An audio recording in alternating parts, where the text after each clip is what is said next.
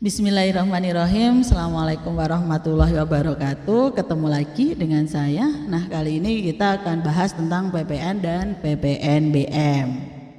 Nah, apa sih itu sering banget ya kita dengarkan, apa sih PPN dan PPNBM. Nah, jadi gini, tapi lucu orang Indonesia itu kalau ditanya nih, ada harga sepatu nih di mall, harga sepatu 120.000. Terus ada sepatu lagi yang bandrolnya begini 100.000 plus PPN. Kebanyakan orang Indonesia akan milih harga yang 120.000 karena apa? Nggak pakai pajak gitu loh. Kayaknya pajak itu sesuatu yang apa ya istilahnya tidak disukai gitu. Padahal mau menikmati apa yang diberikan oleh pemerintah, tapi suruh bayar pajaknya enggak mau. Nah, padahal kalau kita cek, kalau harga yang B itu tadi ya, sepatu harga 100.000 plus PPN 10%, maka pajaknya cuma 10.000. Tapi untuk harga sepatu yang A yang harganya 120.000 itu nanti PPN-nya atau pajaknya itu malah 10.909 rupiah. Nah kan lebih banyak kan bayarnya. Nah kadang di Indonesia PPN ini tidak pernah ditulis karena dasar apa ya istilahnya etika pajak, bukan etika, moral pajaknya orang Indonesia itu rendah. Jadi kalau ada tulisan pajak gitu nggak mau bayar, nggak mau beli. Tapi kalau pajaknya tidak ditulis tapi di dalamnya sudah include pajak, itu nggak apa-apa, dia sanggup membelinya gitu. Itu menurut penelitian adalah tag moralnya atau moral pajaknya orang Indonesia itu rendah. Oke, kita bahas tentang pajak pertambahan nilai atau biasa disingkat PPN. Nah ini kadang salah kaprah, ketika kita jajan ada PPN itu sama dengan PPN yang dimaksud di sini, tidak, itu berbeda. Itu masuk di pajak daerah karena itu pajak daerah. Kalau restoran, rumah makan itu pajak daerah. Sedangkan PPN di sini itu pajak negara. Nah, PPN di sini itu adalah yang dikenakan atas nilai tambah atas barang kena pajak atau jasa kena pajak. Jadi biasanya PPN ini dikenakan untuk barang kena pajak yang melewati proses fabrikasi maupun distribusi. Nah, terus merupakan pajak atas konsumsi dalam negeri. Nah, juga merupakan beban konsumen akhir. Nah, jadi siapa yang bayar ya? Konsumen terakhir, dan netral terhadap persaingan. Ini PPN. Nah, objeknya apa? Objeknya itu bisa penyerahan barang kena pajak di dalam daerah pabean yang dilakukan oleh pengusaha. Daerah pabean itu adalah daerah yang dikenai undang-undang perpajakan. Ada di Indonesia daerah yang tidak dikenai undang-undang perpajakan ada. Contohnya Batam. Di Batam Anda mau beli barang apapun tidak dikenai PPN karena di sana tidak dikenai undang-undang kepabeanan tentang PPN ini. Tapi ketika Anda keluar dari Batam masuk ke Indonesia itu nanti dikenakan PPN. Terus objek berikutnya adalah impor barang kena pajak. Nah, terus juga penyerahan jasa kena pajak di dalam daerah pabean yang dilakukan oleh pengusaha. Juga ada pemanfaatan barang kena pajak tidak berwujud dari luar daerah pabean di dalam daerah pabean. Nah, atau juga pemanfaatan jasa kena pajak dari luar daerah pabean di dalam daerah pabean. Dan juga ekspor barang kena pajak oleh pengusaha kena pajak. Nah, barang kena pajak yang tidak dikenakan PPN apa? Hasil tambang itu tidak dikenakan PPN. Hasil bor yang pengambilan langsung dari sumber, jadi belum diolah, masih hasil tambang, belum diolah apa-apa. Terus sembako, sembako 9 bahan pokok atau kebutuhan pokok. Makanan minuman yang disajikan di hotel, restoran, rumah makan, warung dan sejenisnya. Uang, emas, batangan, surat-surat berharga. Itu beda nanti pengenaannya, Bu. Nah, sembako ini contohnya apa? Ada 9 bahan ya, beras. Makanan pokok bisa beras, jagung, gandum. Ada minyak, ada telur, ada gula, ada garam, ada sayur, ada susu, ada minyak tanah, kalau sekarang gas ya. Ada daging, itu tidak dikenakan PPN. Kalau jasa yang tidak dikenakan PPN apa? Jasa di bidang pelayanan medik atau kesehatan tidak kena PPN. Bidang sosial, pengiriman surat dengan perangko, bidang perbankan, asuransi, leasing atau sewa guna usaha dengan hak opsi, bidang keamanan, bidang pendidikan itu tidak dikenai PPN. Jasa di bidang kesenian, hiburan kan sudah dikenakan pajak tontonan ya. Penyiaran selain iklan, angkutan umum, darat dan air, tenaga kerja, perhotelan. Nah, atau jasa yang diberikan oleh pemerintah ya, dalam rangka menjalankan pemerintahannya itu juga tidak dikenai PPN. Nah, yang berhak motong PPN itu PKP ya, pengusaha kena pajak. Ada nanti di bab-bab awal di ketentuan umum dan tata cara perpajakan itu dijelaskan PKP. Nah, untuk pemotongannya ada bentuk fakturnya, gambar fakturnya seperti ini. Jadi nanti ada kode, nomor faktur gitu-gitu ya.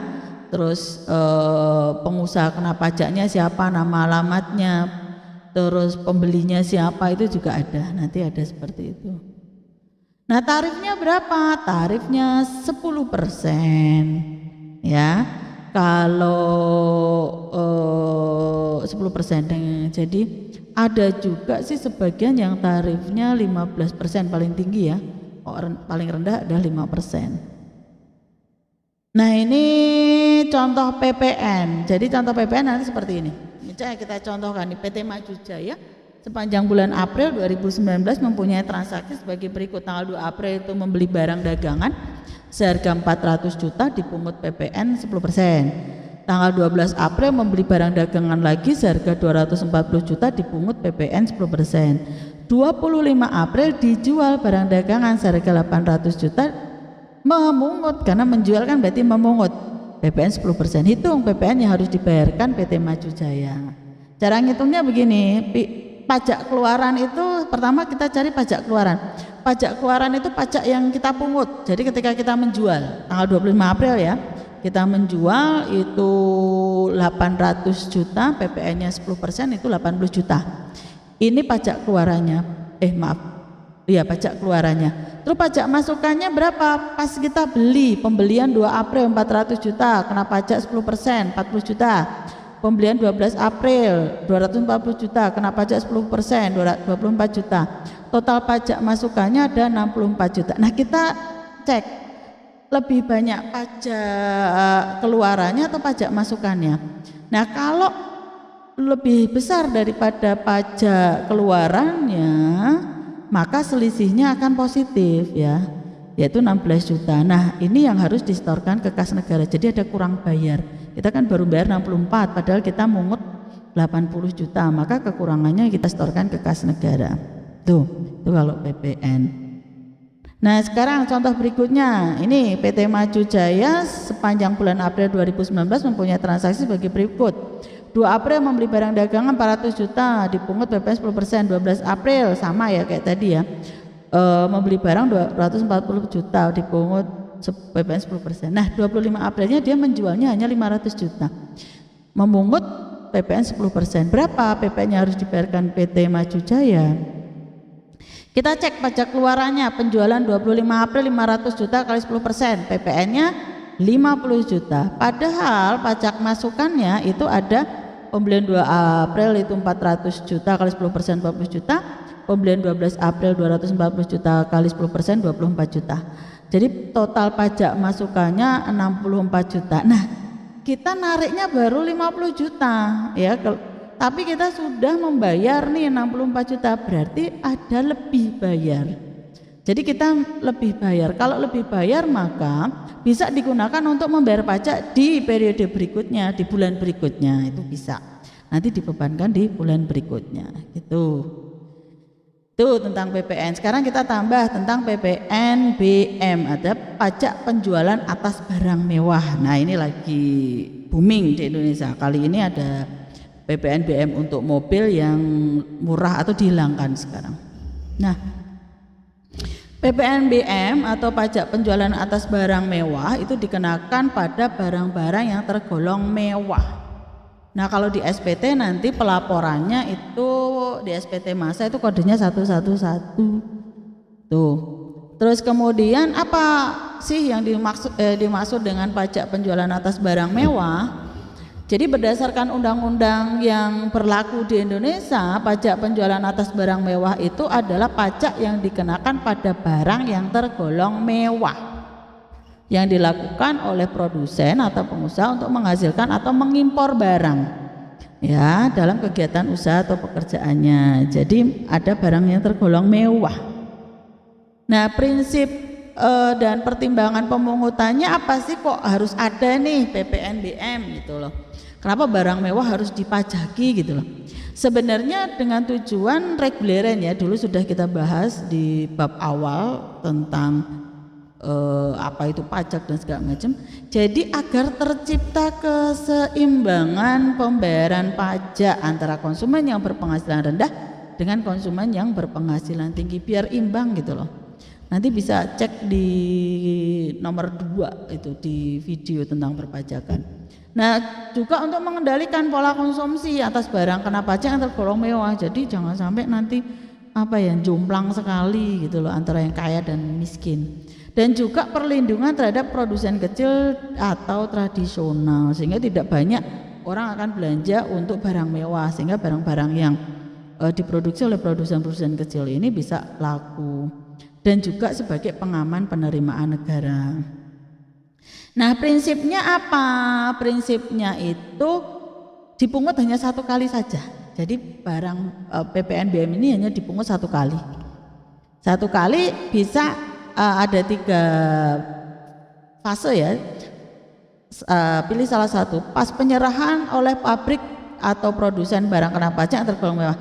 Jadi pas penyerahan oleh pabrik itu bisa sekali itu. Atau pas impor barang mewah itu. Atau pemungutan pajak barang mewah yang sama sekali tidak memperhatikan siapa yang mengimpor ataupun seberapa sering produsen atau pengusaha melakukan impor tersebut. Jadi bisa bukan hanya karena impor saja, bukan hanya karena penyerahan dari pabrik saja, bisa dari pedagang gitu ya. Nah barang mewah itu apa toh gitu, paling kita jadi yang disebut sebagai barang mewah itu apa? Jadi ada 5 kriteria kenapa barang itu disebut barang mewah. Yang pertama bukan barang kebutuhan pokok, jadi bukan sembako, itu sudah tergolong mewah. Yang kedua barang tersebut dikonsumsi oleh masyarakat tertentu, jadi hanya masyarakat tertentu yang mengkonsumsi barang tersebut. Yang ketiga barang tersebut dikonsumsi oleh masyarakat berpenghasilan tinggi. Jadi kalau nggak punya penghasilan tinggi nggak bisa beli, istilahnya seperti itu. Barang tersebut dikonsumsi untuk menunjukkan status. Nah beli barang tersebut karena status, biar kaya nih, maka beli barang tersebut gitu loh. Status dikatakan kaya ketika udah bisa beli barang tersebut. Terus yang kelima barang tersebut dikonsumsi dapat mengganggu kesehatan dan lingkungan. Nah jangan salah, produk-produk yang dikonsumsi karena mengganggu lingkungan dan kesehatan itu juga termasuk barang mewah. Contohnya alkohol. Alkohol itu pajaknya juga tinggi karena tergolong barang mewah. Nah tarifnya berapa? Tarifnya itu paling rendah 10% dan paling tinggi 200%. Nah jadi barang mewah itu juga ada kelas-kelasnya. Jadi ada kelas yang tarifnya 10%, ada kelas sampai tarifnya 200%. Ini contohnya, ini contoh tarif 40% nih, tas, sepatu, ikat pinggang, dompet dari kulit ular. Ini kulit ular kalau nggak kulit buaya gitu, kulit hewan lah intinya. Itu tarif PPNBM-nya 40%. Ini permadani atau karpet dari kulit binatang, itu tarifnya juga 50%. Berlian, berlian berbagai macam ini tarifnya 75%.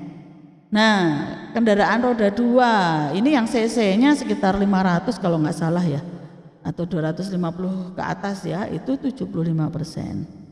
Nah bagaimana perhitungan dan pelaporannya? Untuk perhitungannya itu dengan mengalihkan persentase tarif dengan nilai dasar pengenaan pajak atau disebut DPP PPN. Nah pelaporannya pakai SPT masa PPN, kodenya 1111. Kalau pelaporannya itu jadi seperti SPT massa. Jadi pelaporannya 20 hari setelah masa pajaknya berakhir. Nah, di dalam perhitungan PPNBM itu ada 2 komponen yang berpengaruh di sini, yaitu DPP dasar pengenaan pajak, ya, dan juga perhitungan besaran PPN. Jadi DPP dan PPN-nya itu sendiri. Contoh kasus yang pertama, misalkan PTA merupakan produsen mobil. Dalam menghasilkan mobil, PTA juga membeli AC yang akan dipasang pada mobil yang dihasilkan. Atas perolehan AC tersebut, PTA telah membayar PPNBM seharga Rp350.000. Kemudian berapa besaran PPN dan PPNBM yang harus dibayarkan PTA? Kita cek apabila ini harga mobil, tapi sekarang sebenarnya ini sudah tidak berlaku ya, mobil sekarang tidak dikenakan PPNBM. Jadi mungkin mobilnya nanti diganti dengan produk yang lain. Misalkan ini kita ganti mobilnya jadi Mebel lah. Mebel ada AC-nya ya. Dipasang bukan AC ya. Oh maaf, ini kita cek di sini ya. Nah, ini kita ganti dulu. Ini misalkan Mebel untuk tahun saat ini. Nah, ini dipasang apa ya? Kaca misalkan. Nah, untuk perolehan kacanya 350.000. Nah, oke, kita akan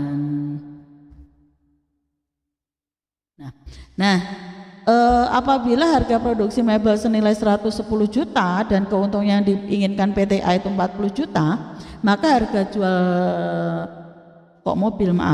mobilnya belum ganti, mebel. Harga jualnya nanti harga jualnya nanti ditambah antara 110 juta harga mebelnya ditambah keuntungan ditambah tadi biaya kacanya tadi 350.000, maka DPP-nya itu adalah 150.350.000 rupiah. Nah, kalau tarif PPNBM-nya itu 20%, maka berapa pajaknya? Nah, untuk pajak yang terutang itu PPN-nya 10%, jadi PPN dan PPNBM, jadi ada 2 ya. 10% kali 150.350.000 rupiah dan 15.035.000 rupiah, dan PPNBM-nya 20% tadi tarifnya kali 150.350.000 rupiah ada 30.070.000 rupiah, sehingga berdasarkan perhitungan itu maka PPNBM-nya adalah 15.035.000 ditambah 30.770.000 rupiah. Contoh yang kedua, misalkan mengimpor nilai impornya 200 juta. Nah, atas impor tersebut PPN-nya 10% dan PPNBM-nya 30%. DPP-nya itu DPP atas BKP-nya 200 juta, tidak termasuk PPN, dan PPNBM-nya 30%. Jadi tidak termasuk, di luar itu BKP-nya 200 juta. Cara ngitungnya gimana? DPP dasar pengenaan pajak nilai impornya kan 200 juta, maka PPN-nya 200 juta kali 10% jadi 20 juta, PPNBM-nya 200 juta kali 30% 60 juta. Nah, maka perhitungan membayar impornya ditambah 200 juta tambah 20 juta dan tambah 60 juta, maka 280 juta. Contoh ketiga, kalau ini beli sepeda motor. Nah, kalau sepeda motor, beli sepeda motor, pihak A melakukan pembelian sepeda motor dari pihak B yang terikat dengan kontrak pembelian. Apabila dalam pembuatan kontrak atau perjanjian tertulis bahwa dalam kontrak sebesar 130 juta, secara tegas dinyatakan bahwa sudah termasuk PPN di sini 10% dan PPNBM 20%. Berapa besaran PPN dan PPNBM yang terutang? Itu kita cek di sini. Itu bisa menggunakan rumus seperti ini, T bagi 110 ditambah 20. 110 itu 100% nilai barangnya, 10% PPN-nya, 20% PPNBM kali nilai kontrak.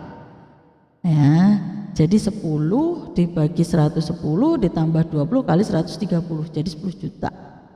Kalau PPNBM-nya T dibagi 110 ditambah 20 kali nilai kontrak. Ya. Nah, ini nanti T-nya itu harusnya 20 ini di PPNBM-nya. Jadi yang kedua keliru itu. 20 dibagi 110 ditambah 20 dikali 130, 20 juta. Maka PPNBM yang terutang adalah 10 juta dan 20 juta. Contoh yang ketiga tadi sudah ya. Nah, ini juga bisa dihitung seperti ini. Oke, mungkin itu yang bisa saya sampaikan tentang PPN dan PPNBM. Semoga bermanfaat. Kita akhiri. Assalamualaikum warahmatullahi wabarakatuh.